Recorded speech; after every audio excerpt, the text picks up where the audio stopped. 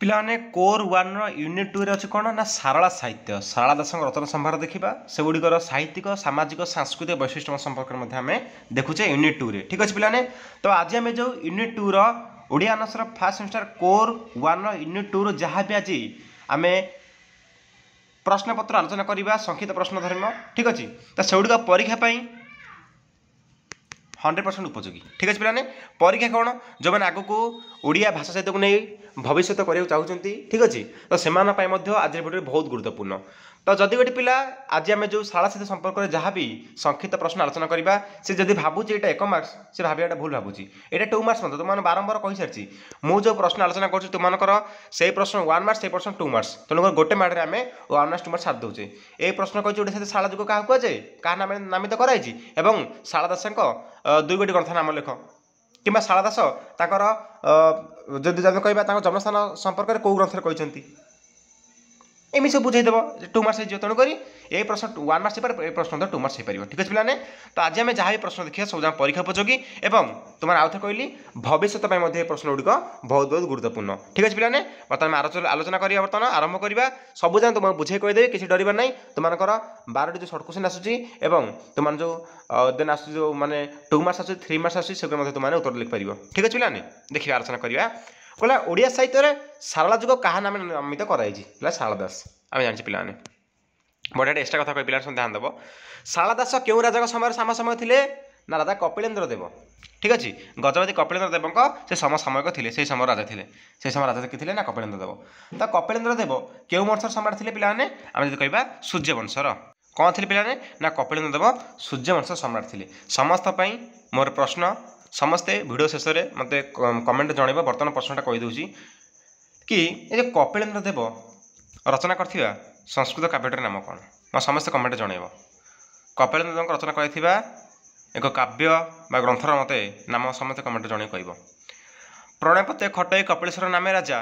33 कोटी देव चरण जार पूजा ये दुटी क्यों ग्रंथर आनी पिलाने शाला महाभारत क्यों पर्व ना आदि पर्व तुम जो 18टी पर्व रही शाला महाभारत से 18टी पर्व पिलाने कौन कौन कहीदे पिलाने ध्यान दियो है। तो यहाँ कौट आसी ना आदि पर्व शाला महाभारत आदि पर्व कहुई प्रणयपते खटई कपिलेश्वर नामे राजा तेणु कपिलेश्वर शाला दास जनईदे कि मोर सामसमय कवि थे किए ना कपिलेन्द्र देव आदि पर्व जनई राजा विषय में। तेणु 18टी पर्व कौन कौन ना आदि मध्य सभा वन विराट उज्जज्ञ तापर भीष्म द्रोण कर्ण शल्य गदा कांसिका नारी शांति आश्रमिक अश्वमेध मुसुळे स्वर्गारोहण वेरी गुड। देखिए निश्चय शाला दास नाम सिद्धेश्वर परिडा बोली क्यों जना पड़े ना बिलंका रामायण में शाला दास कौन ना नाम सिद्धेश्वर परिडा बोली आम ये जापर ठीक अच्छे पिलाने। नेक्स्ट देखिए जगन्नाथ जो प्रसन्न मत हेले शूद्रमुनि शाला दास नाम देले यहाँ महाभारत आश्रमिक पर्व कहुई एक दुटी क्यों आसी ना महाभारत ग्रंथर आसी क्यों पर्वर जी कह आश्रमिक पर्व आसी क्यों ग्रंथर शाला दास निजक देवी शाला पुत्र भाव ग्रहण करते ना महाभारत ग्रंथर जेहतु मानने जी कह प्रसिद्ध रचना कौन ना शाला महाभारत तेणु महाभारत कहुई आपर यहाँ एत इंपोर्टाट नेक्स्ट को जा जानी था कनकपुर पाटणा घर परशुराम मुहितार अनुज शाला दास नाम तेणुक आम यहाँ जानले कि शाला दासर जो देखा ज्येष्ठ भ्राता किए पिलाने किए परशुराम सी अनुज सी सान भाई भाई किए ना परशुराम ठीक अच्छे वेरी गुड। कौ पर्व देखाई ना मध्य पर्व कहूँ आउ बढ़िया कथा कहूँ शाला दास चंडी पुराण में रचना कौटा केवे कौन कर प्रथम रचना करी महाभारत ना बिलंका रामायण ना चंडी पुराण कौटा के रचना कले कहले कौन ना चंडी पुराण कहले प्रथम श्री रामायण द्वितीय भारत तृतीय लिखन कली श्री भागवत यहाँ तुम लंग क्वेश्चन लिखिए बहुत बढ़िया इंप्रेशन आसो मन रख प्रथम श्री रामायण द्वितीय भारत नेक्स्ट तले लिखिए कौन ना तृतीय लिखन कली श्री भागवत चंडी पुराण से कहते कि एठार श्री रामायण हूँ कौन पिला बिलंका रामायण प्रथम श्री रामायण से प्रथम कौन रचना कले बिलंका रामायण रचना कले तापर द्वितीय भारत भारत तो कौन ना महाभारत जानले जो लोकप्रिय प्रसिद्ध ग्रंथ जो रही शारला महाभारत यहाँ सेकेंड रचना करछंती एवं तृतीय लिखन कली श्री भागवत तो श्री भागवत हो कौन ना देवी भागवत बा चंडी पुराण ग्रंथ में से 3 नंबर लिखिले तो से 3 नंबर ग्रंथ जो लिखिदेले से कहीदेले कि मुझे कौन रचना कली ना प्रथम श्री रामायण द्वितीय भारत तृतीय लिखन कली श्री भागवत श्री रामायण कहले बिलंका रामायण भारत कहले महाभारत एवं श्री भागवत कहले देवी भागवत बा चंडी पुराण में जा कहे वेरी गुड। देखा शाला दास पूर्वजन संपर्क में महाभारत क्यों पर्व कहते ना स्वर्गारोहण पर्व कहते पूर्वजन संपर्क में पूर्वे जो शूद्र मैंने देवादेवी मान पूजार्चना करते से कौन मुनि कहला है देवादेव जो शूद्र लोक मैंने जब देवादेवी पूजा करें आम मुनि कहते शाला महाभारत प्रथम समय किए गोपीनाथ नंद शर्मा वेरी गुड पिलाने ये वेरी वेरी इंपोर्टेंट प्रश्न शाला महाभारत प्रथम समीक्षक किए थे गोपीनाथ नंद शर्मा तो गोपीनाथ नंद शर्मा कौन लिखिले ना श्री भारत दर्पण केउ ग्रंथर तुलनात्मक अध्ययन पिलाने ना संस्कृत महाभारत ओडिया महाभारत गोपीनाथ नंद शर्मा श्री भारत दर्पण केउ केउ ग्रंथर तुलनात्मक अध्ययन ना संस्कृत महाभारत और ओडिया महाभारत को सी अवलंबन करी श्री भारत दर्पण लिखिते जोड़े समालोचना धर्मी एक कौन पिलाने रचनाटा पुस्तकटा तापर सारला जुग को केउ समालोचक आदि जुग नाम कहले आम जो कहीदे आदि जुगटा प्रागशाला जुग आदि जुग जोटा आम कहीदे तापर आदि जुग है आम कहने प्रागशाला जुग आदि जुग पंचशखा जुग शाला जुग आम कही मैंने किए कहीदेने आदि जुग बोली तो जो आदि जुग बोली किए कहले आम कहे माटीर कवि महाकवि ये सब पे जाना कथा सब मैंने किए कहले माने जीएन से कहीदेला ना ए आदि जुग किए कहले पे ना बंशीधर महांती कहले आदि जुग एवं ओडिया साहित्य शाला जुग को केउ समालोचक स्वर्ण जुग नामित करछंती कि ये जुगटा हूँ कौन ना गोल्डन एज बा गोल्डन पीरियड स्वर्ण जुग किए कहले ना देवेंद्र महांती कहले एटा स्वर्ण जुग आदि जुग किए कहले बंशीधर महांती शाला दास जड़े सैनिक कथा किए कहले ना कुसुंदर पाणी कहते सब मन पिला शाला दास को आदि कवि भाव में किए कहते ना मृत्युंजय रथ पिलाने यहाँ पे लंकुश लिखिपर कि शाला दास को पंचदश शताब्दीर विशिष्ट कवि है तो जी उभय सांस्कृतिक धार्मिक क्षेत्र में उत्कल देश कौन समग्र भारतवर्ष प्रभाव पकई पारे विराट रचना मध्यम है एटा किए कहते आदि कवि कहते ना मृत्युंजय रथ है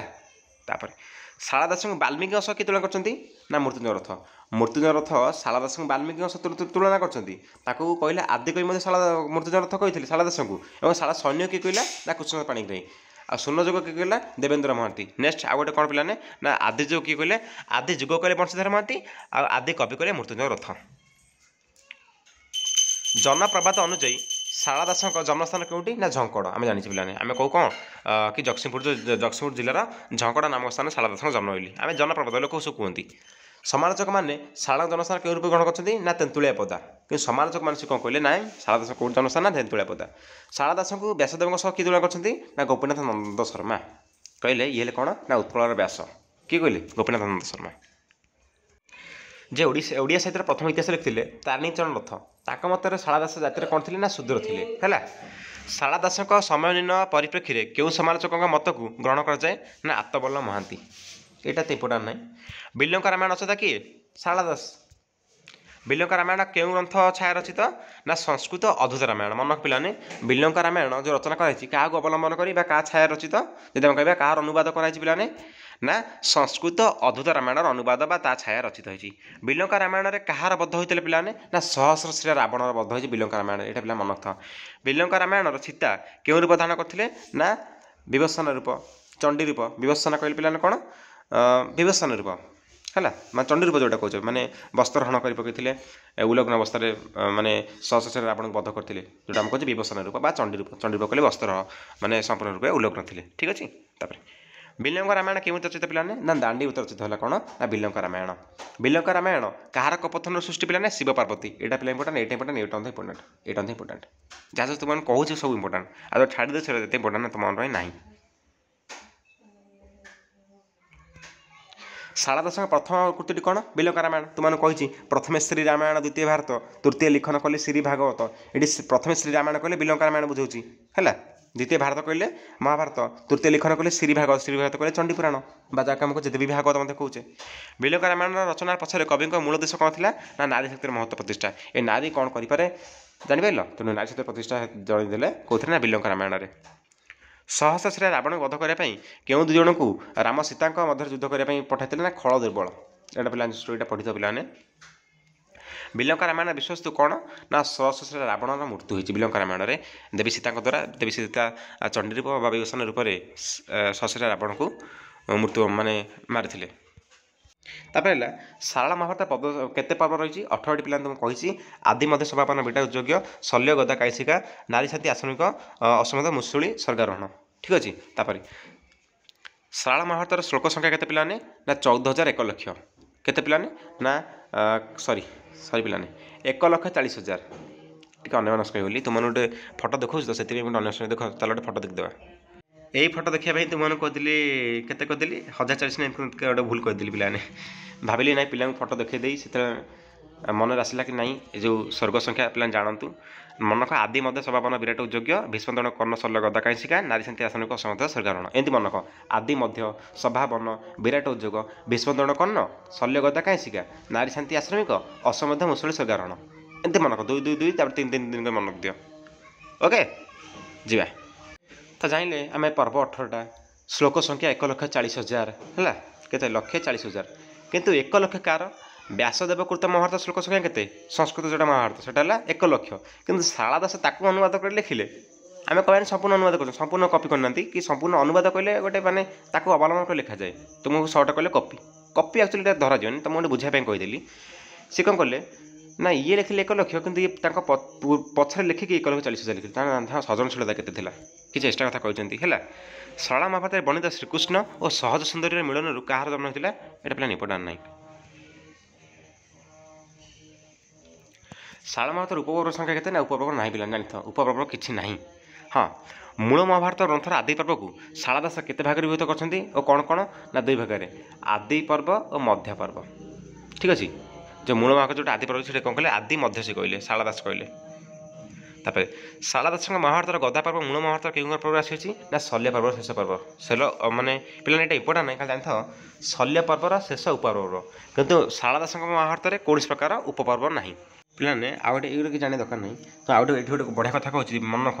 कि जो शाला दास महाभारत ग्रंथर मूल संस्कृत महाभारत ग्रंथर क्यों क्यों पर्व स्थान पाई नहीं जो थिला सौप्तिक अनुशासनिक महाप्रस्थानिक तो यही जो 3टा आम शाला दास ग्रंथ तो देखा पाइपर ना कौटा कौटा ना सौप्तिक अनुशासनिक महाप्रस्थानिक जोटा कि सौप्तिक अनुशासनिक महाप्रस्थानिक ताकू नाम माने कौन पिलाने शाला से नाम नक माने ताकू अनुसरण न कर कौन कले ना मध्य गदा कैशिका देले नाम है निज महाभारत केउं पर्व गुड़िक नाम कौन कर ना मध्य गदा कैशिका सौप्तिक अनुशासनिक महाप्रस्थानिक शाला दास महाभारत नहीं मध्य पर्व कौन ना पांडव मैंने हस्तिना को फेरवा सुभद्रा परिणय कौटे ना मध्य पर्व में अर्जुन को बहुत होती सुभद्रा सहित है सुभद्रा परिणय होती नागकन्या उलूपी और अर्जुन को बहुत क्यों पर्व रही ना मध्य पर्व में है श्रीकृष्ण बलराम गुरु सांदीपनी निकट शिक्षा ग्रहण करवा क्यों पर्व ना सी मध्य पर्व में है जरासंध बद्ध पांडव दिग्विजय शिशुपाल बद्ध वस्त्र हरण नागार्जुन और अर्जुन युद्ध क्यों पर्व रही ना सभा पर्व पिलाने जरासंध बद्ध होती पांडव दिग्विजय होती शिशुपाल बद्ध होती वस्त्र हरण होती श्रीकृष्ण गधपद धरिया क्यों पर्व पिलाने ना सभा पर्व जरासंध बद्ध जोटा होती श्रीकृष्ण गधपद धरिया प्रसंग कौट आसी श्रीकृष्ण लास्ट गधपद धरले ठीक अच्छे लोक मान हित जो बंदी रखे जरासंध राक्षस पांडव मान वनवास क्यों पर्व रही ना वन पर्व में सत्याम्ब उपाख्यान कई प्रसंग रही ना वन पर्व में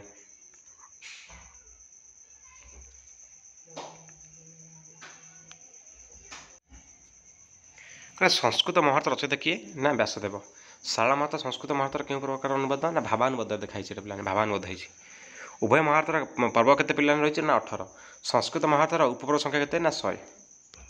उभय पर्व रही 18 किंतु संस्कृत महाभारत उपपर्व अच्छी आम शाला महाभारत उपपर्व ना तेणु जो संस्कृत महाभारत उपपर्व अच्छी केते रही ना 100 उपपर्व अच्छी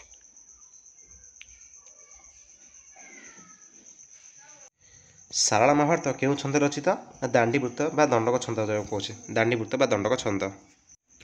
समस्त विषयस्तुर वक्ता श्रोता था तेणुक शाला महाभारतर वक्ता किए ना अगस्त मुनि आ श्रोता किए ना वैवस्वत मनु है संस्कृत महाभारत वक्ता श्रोता किए ना वक्ता व्यासदेव श्रोता गणेश दांडीवृत्त जनक किए पिला कह दांडीवृत्त जनक किए ना शाला दास कपिलेन्द्र देव दीर्घ उपाधि कौन था ना वीरश्री गजपति गौड़ेश्वर श्री श्री श्री 108 श्री नवकोटी कर्णाटक कलवर्गेश्वर पिलाने है माटीर महाकवि शाला दास ये जो रचनाटा कार पिलाने ना मायाधर मानसिंह शाला चरितकार ना मृत्युंजय रथ चंडीपुराण रचिता किए शाला दास चंडीपुराण क्यों दांडीवृत्त चंडीपुराण कहार निधन होती महिषासुर देवी भागवत बा श्री भागवत क्यों ग्रंथ अनुवाद पिलाने ना चंडीपुराण ठीक अच्छे ओडिया भाषार प्रथम पुराण नाम कौन ना चंडीपुराण ये जो चंडीपुराण देवी किए ना सारला माँ है ये चंडी पुराण आरंभ केउं देवता वंदना कराई श्री गणेश समस्त कमेंट जनाओ कि सारला दास जो रचना करे सारला महाभारत तार मंगलाचरण कहार वंदना कराई मो समझ जनइब ना आउ जिन मन रख लक्ष्मीनारायण बच्चन के कार सारला दास ठीक अच्छे लक्ष्मीनारायण बच्चन के दांडीभूत रचित होता वंशीधर महांती संग्रह करते आउ गए बढ़िया प्रश्न सारला महाभारत को किए संपादना करते ना आर्तबल्लभ महांती देख प्रथम श्री रामायण द्वितीय भारत तृतीय लिखन कले श्री भागवत ये उक्ति क्यों आसी ना चंडी पुराण है तो पे भिडियो को मुझे विराम दूसरी निश्चित रूप से सारला दास तुम जहाँ भी डाउट था सर्ट क्वेश्चन तुम क्लीयर होगा मत कमेंट जन जदि एगेन किसी डाउट अच्छी तो समस्त टेलीग्राम ग्रुप जॉइन हो जाए टेलीग्राम रे जदि हम आम लाइव स्ट्रीम कर तुम समस्त डाउट मत क्लीयर करवा ठीक अच्छे तो टेलीग्राम ग्रुप लिंक मुझे डिस्क्रिप्शन बॉक्स दे देती टेलीग्राम इंस्टॉल कर दियो जॉइन हो जाओ तो वीडियो विराम दूसरी रोची जय जगन्नाथ आ प्लेलिस्ट बहुत क्लास है प्लेलिस्ट मत फॉलो कर लॉन्ग क्वेश्चन क्लास होती